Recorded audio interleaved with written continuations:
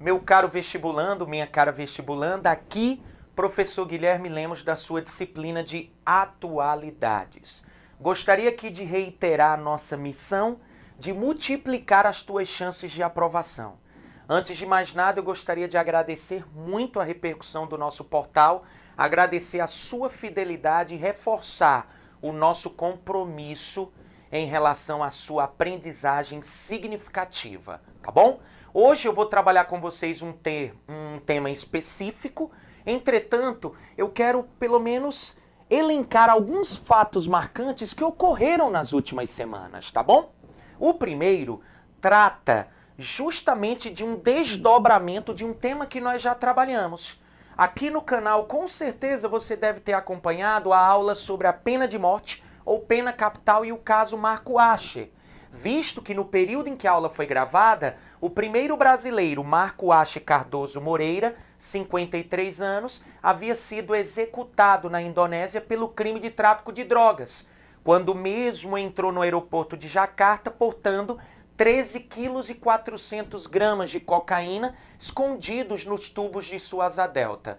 Pois bem, vocês devem se lembrar que nós pontuamos durante a aula que um segundo brasileiro, chamado Rodrigo Goulart, estava preso e também na fila para ser executado, visto que na Indonésia mais de 160 estrangeiros presos pelo crime de tráfico de drogas, que pelo comportamento, pela plataforma de campanha que o Joko Widodo, presidente da Indonésia, possui, com certeza serão executados mais cedo ou mais tarde. Vocês devem ter observado que na última terça-feira, Rodrigo Goulart foi executado.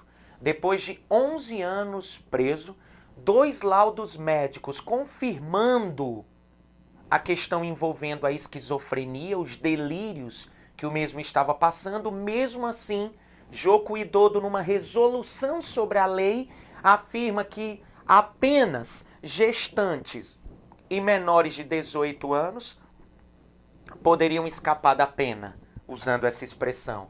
Na realidade, Rodrigo Goulart, mesmo esquizofrênico, foi executado. Um desdobramento interessante, principalmente porque se trata de um tema que envolve a Declaração Universal dos Direitos Humanos da ONU de 1948. Então é um tema forte, é um tema que eu acredito, deem uma olhada na nossa primeira aula, que com certeza você vai estar aí muito bem informado para uma produção textual cobrando esse tema, tá bom? Outro ponto que eu gostaria de colocar para vocês é a chamada liberdade de expressão. Nós estamos acompanhando nos diferentes meios, nas diferentes mídias, a questão da liberdade de expressão que é definida no artigo 5º da nossa Constituição Federal, enfim, como a livre expressão do pensamento de cada indivíduo, seja essa expressão intelectual, artística, científica, sem, obviamente, qualquer censura prévia. Ou seja, você tem o direito de se expressar sem ser recriminado. Agora, óbvio, pode ser imputado contra você uma responsabilidade posterior. Ou seja, tudo que você fala, como você se expressa, você tem que tomar o devido cuidado, obviamente, para não estar difamando, causando uma injúria ou calúnia, né? É aquilo que a gente sempre coloca, liberdade sim, respeito sempre, tá bom? Mas, Guilherme, o que é que envolve liberdade de expressão e que marcou as últimas semanas? Galera, vocês devem recordar de uma música que fez muito sucesso no YouTube, chamado Passinho do Romano. 35 milhões de acessos no YouTube, 5 links levam ao vídeo na Google Brasil, e o intérprete da canção é um MC chamado Dadinho. Pois bem, onde eu quero chegar? Esse MC gravou essa música e fez um clipe com um dançarino conhecido em São Paulo chamado Fezinho Patati. Pois bem, esse vídeo teve um sucesso estrondoso no YouTube, só que a Sociedade Beneficente Muçulmana diz que a música profana a lei islâmica. E aí você pergunta por quê? Se vocês observarem, eu vou pedir para o Israel, nosso editor-chefe, que coloque o áudio da canção para que vocês acompanhem pelo menos a introdução da mesma. خمس ليس لهن كفارة قال النبي صلى الله عليه وسلم خمس ليس لهن كفارة فارة فارة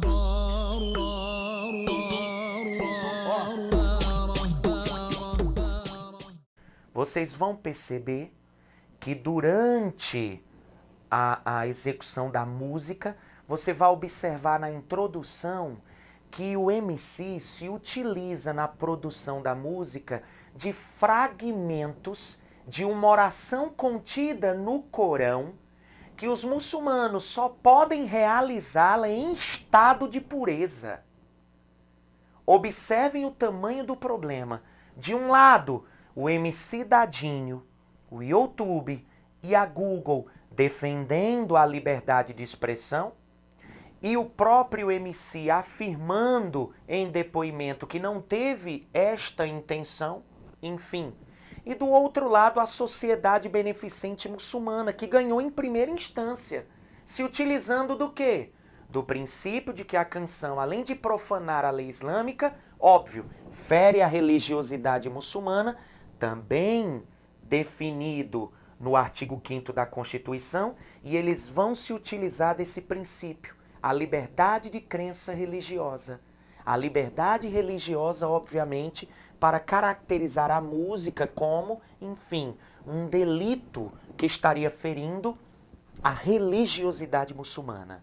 Então, observem que liberdade de expressão, em direitos humanos, eu acho que vocês devem estar sempre acompanhando essas notícias, porque podem, por exemplo, aparecer nos chamados textos de apoio ou textos motivadores da sua produção textual, tá bom? Pelo menos da sua proposta de redação lá contida no vestibular.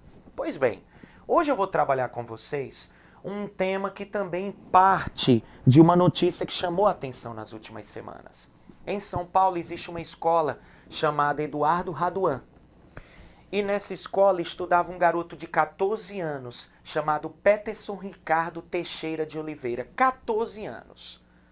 Esse adolescente ele foi agredido dentro da escola no momento em que passava no corredor que dava acesso à sala.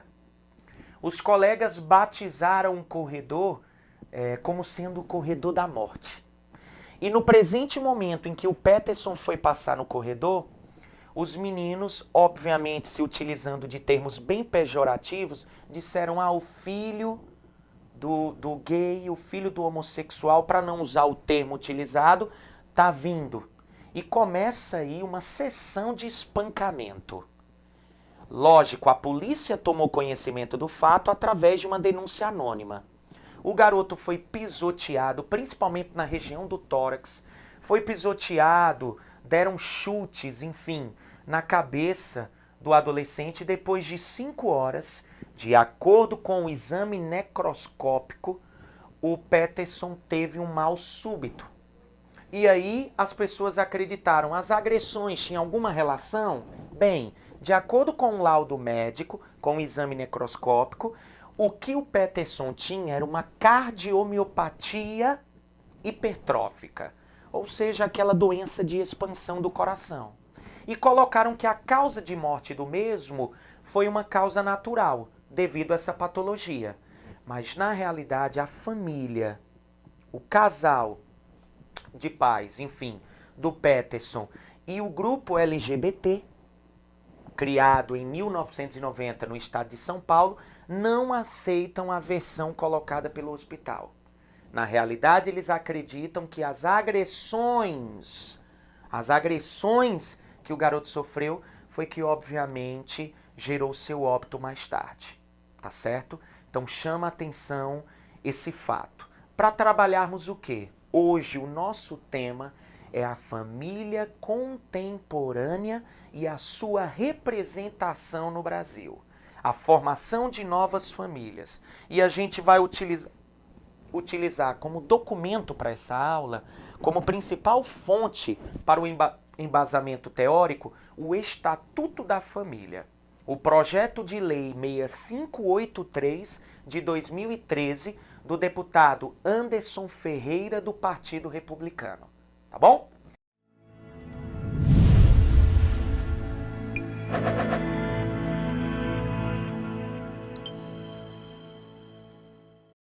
Galera, para iniciar, eu gostaria de fazer uma análise em torno da família e a definição do conceito dentro da legislação brasileira. Observem vocês que, pegando como dado a questão da família contemporânea, a gente vai se apropriar de 3 instrumentos legais.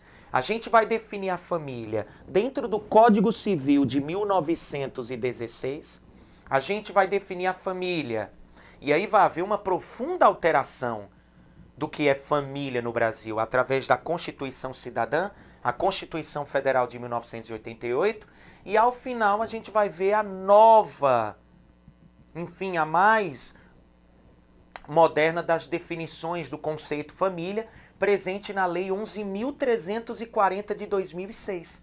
Por incrível que possa parecer, a última definição de família está presente na Lei Maria da Penha, a Lei 11.340 de 2006. Então vamos lá. Pessoal, primeiro pegando a questão do Código Civil de 1916.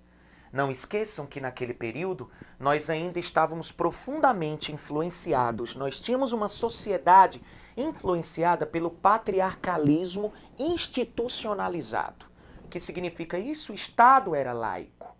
Lógico, a partir do momento, o Estado era laico na questão da aprovação das leis. Mas naquele período, as leis ainda eram muito influenciadas por questões religiosas, enfim, pela concepção patriarcal. O que é que vai acontecer? Observem a definição de família no Código Civil. Família é um agrupamento originado através do instituto do matrimônio. Então, quando você faz aquele rascunho da sua proposta de redação, se o seu tema for formação de novas famílias e você for apresentar um histórico do conceito, já coloque Código Civil de 1916, família igual matrimônio. Ou seja, naquele período, o vínculo familiar através do matrimônio tinha que ser mantido a qualquer custo.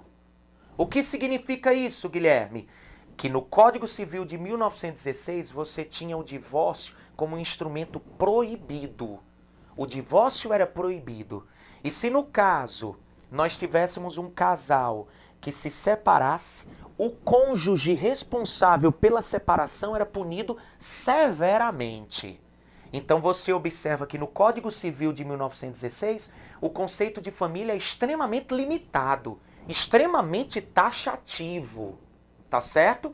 O conceito jurídico de família no Código Civil de 1916 é extremamente restrito. É tanto que quando eu digo agrupamento originado pelo Instituto do Matrimônio, na realidade eu me aproprio até de uma concepção religiosa. O que Deus uniu, nenhum homem pode separar. Essa definição ela é muito importante, tá bom? Tá certo? Pois bem, a Constituição Federal de 1988 vai mudar completamente o conceito de família. Por quê, Guilherme? Primeiro, vai haver a quebra do monopólio do matrimônio como instrumento legitimador para definir o que é família no Brasil. O que significa isso? Nós vamos ter uma ampliação da concepção de família. Por exemplo, na Constituição Federal de 1988, além do matrimônio, vão reconhecer a união estável com efeito civil. Além do matrimônio e da união estável, eles vão reconhecer as famílias de pais separados, a família monoparental. E aí você pergunta, mas Guilherme, qual foi o princípio que fez com que a Constituição Federal de 88 mudasse tanto a definição de família? O princípio da dignidade da pessoa humana. O que significa isso, pessoal? Observem, princípio da dignidade da pessoa humana significa que você tem o direito de livre expressar a sua afetividade enquanto cidadão. Ora, se agora entra a questão do afeto, observem vocês que a Constituição Federal de 88 vai nos definir a família de uma forma mais ampla.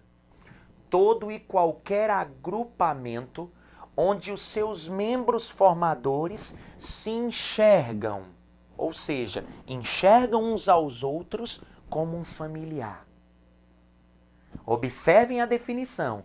Todo e qualquer agrupamento em que seus membros se enxergam uns aos outros como familiar.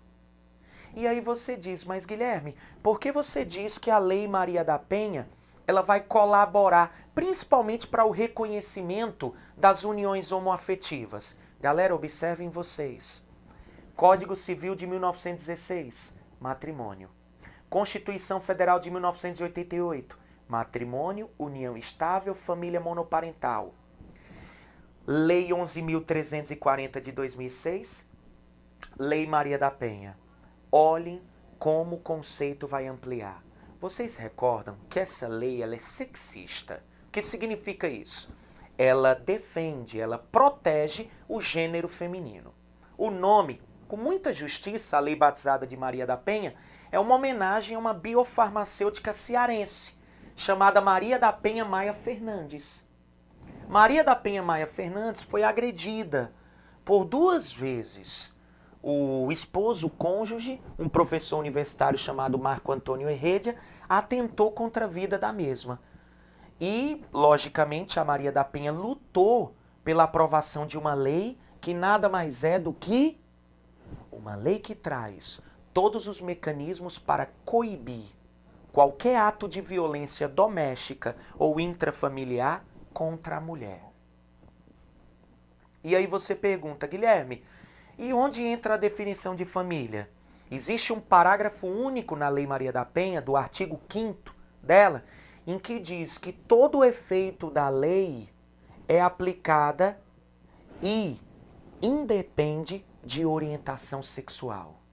O que significa dizer que se você tem que ter o seu princípio da dignidade da pessoa humana respeitado, você pode livre expressar a sua afetividade enquanto cidadão. É óbvio que você pode e tem a liberdade de expressar a sua afetividade para um ser humano, ou seja, para um indivíduo de mesmo sexo que o seu. Então a Lei Maria da Penha, ela vai ampliar o conceito de família porque ela vai abordar também as uniões homoafetivas. Tá certo? Então não esqueçam, galera, Código Civil de 1916, matrimônio. Constituição Federal de 88, matrimônio, união estável, família monoparental. Lei Maria da Penha, matrimônio, união estável, família monoparental e as uniões homoafetivas, tá bom? Antes de mais nada, eu gostaria de explicar também para vocês os tipos de família, os modais de família que são reconhecidos através de lei. E que no censo do IBGE, obviamente, foi reconhecido essas 5 categorias de família que eu gostaria aqui de elencar para vocês, tá certo? O último censo do IBGE, repito, 2010. O IBGE constatou que a população brasileira alcançou mais de 201 milhões de habitantes, distribuídos em 57 milhões de lares, de domicílios. É óbvio que cada domicílio, no espaço intra desses domicílios, eu tenho a formação de uma família que pode estar em uma dessas 5 categorias. Então eu queria que vocês, numa produção textual, não esquecessem que o IBGE reconhece 5 modais de família. Eu tenho a família nuclear, a família unipessoal, a família estendida, a família composta e a união estável através da equiparação judicial, que nós vamos ver mais tarde quando e como isso foi aprovado, o reconhecimento das uniões homoafetivas, tá bom? Então eu teria essas 5 categorias. Antes de mais nada, eu gostaria de mostrar aquela que predomina, a família nuclear.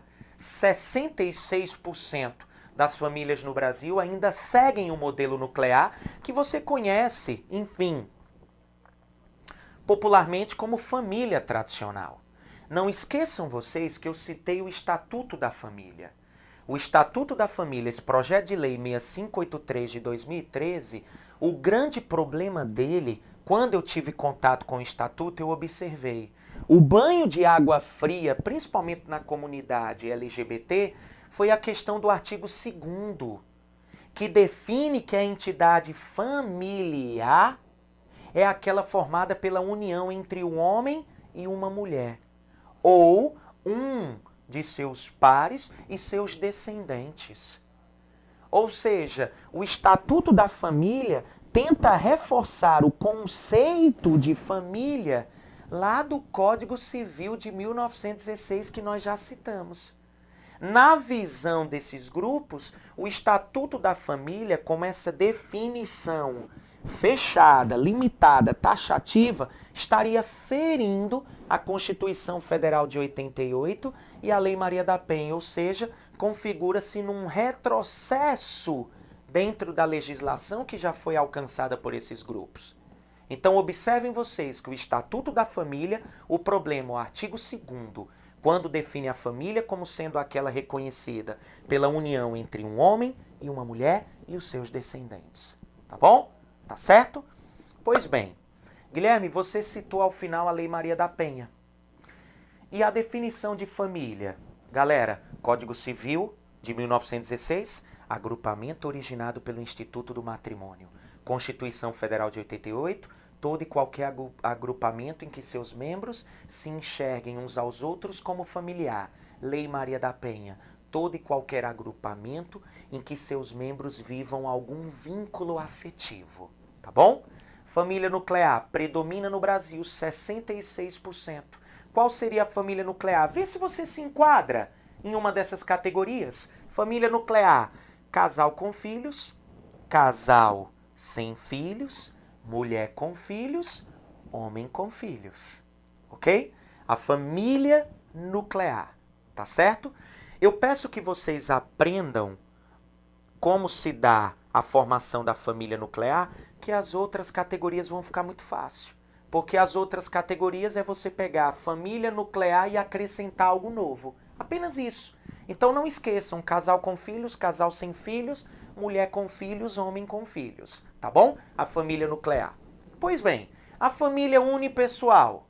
Por exemplo, eu passei 9 anos dentro dessa categoria.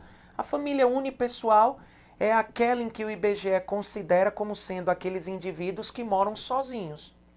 Eu acredito até que a lei seja um pouco falha, porque quando a gente fala em um homem morando sozinho, uma mulher morando sozinha, e eu pego a definição de família enquanto agrupamento estabelecido através de vínculo afetivo, você pergunta, não tem que haver um padrão relacional na família unipessoal? Porque eu tenho só um indivíduo. E aí qual é o afeto? O amor a si próprio? É até uma falha, uma ambiguidade na lei, mas a família unipessoal é aquela que considera homens morando sozinhos, mulheres morando sozinha. E a família estendida? Olha o vocábulo, estendida. Vai haver uma extensão do grau de parentesco. Então eu tenho a família nuclear, só que se inclui em cada categoria daquela um parente. Família estendida. Casal com filhos e outro parente. Casal sem filhos e outro parente, mulher com filhos e outro parente, homem com filhos e outro parente. Então você observou, é a família nuclear mais um parente que é agregado. Tá bom? Tá certo? E a família composta? 2,5%, ou seja, é a categoria que apresenta o menor número de famílias enquadrada na mesma. A família composta é aquela onde você pega a família nuclear e agrega uma pessoa que não é parente. Casal com filhos e um não parente. Casal sem filhos e um não parente. Mulher com filhos e um não parente. Homem com filhos e um não parente. Tá bom? Então eu tenho as famílias nuclear, unipessoal, estendida e composta. E ao final, desde 2011, o Supremo Tribunal Federal e o Conselho Nacional de Justiça aprovaram um projeto de lei em que as uniões homoafetivas são equiparadas judicialmente às relações heterossexuais. O que significa dizer que, perante a lei, se fundamenta o princípio da isonomia, todos são iguais perante a mesma. Então, tanto um casal homoafetivo como um casal heterossexual, perante a lei, são tratados com equidade. Tá bom? Tá certo? No Brasil foram reconhecidos 60 mil casais gays em regime de união estável, com efeito civil. Lembrem-se vocês que o conceito de família passou por uma transformação. Sei que o assunto é extremamente polêmico, mas se porventura for cobrado numa produção textual, vocês aí pelo menos têm um norteamento com relação a uma base de dados que vocês podem utilizar. Tá bom? Tá certo?